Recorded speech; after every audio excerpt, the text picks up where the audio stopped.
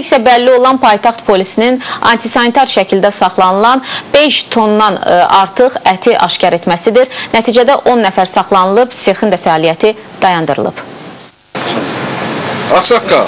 Bakı şəhər Baş Polis İdarəsinin əməkdaşları paytaxtın Nəsimi rayonu Asif Məhərrəmov küçəsində qanunsuz ət satışı ilə məşğul olan sex aşkar edib. Əraziyə gələn Bakı şəhər Baytarlıq İdarəsinin nümayəndələri ətə baxış keçirib.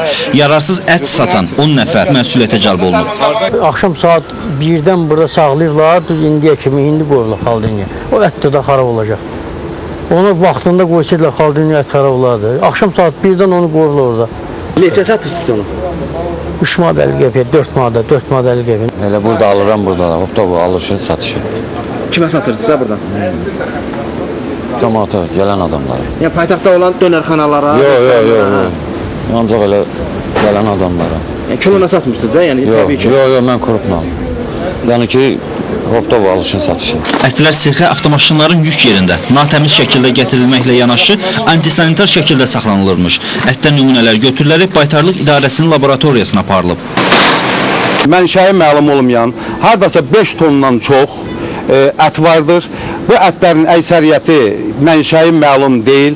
Bunların rayondan hardan gəlməsi barədə sənədləri yoxdur, sağlamlıq barədə sənədləri yoxdur. Bunlar gizlin fəaliyyət göstərir. Mənə belə gəlir ki, bunlar dönərxanalara, müəyyən ictimai yaşa obyektlərinə verirlər. Ətin satışı ilə məşğul olan 10 nəfər barəsində qanunla tədbir görülüb. Ət sexi isə bağlanıb.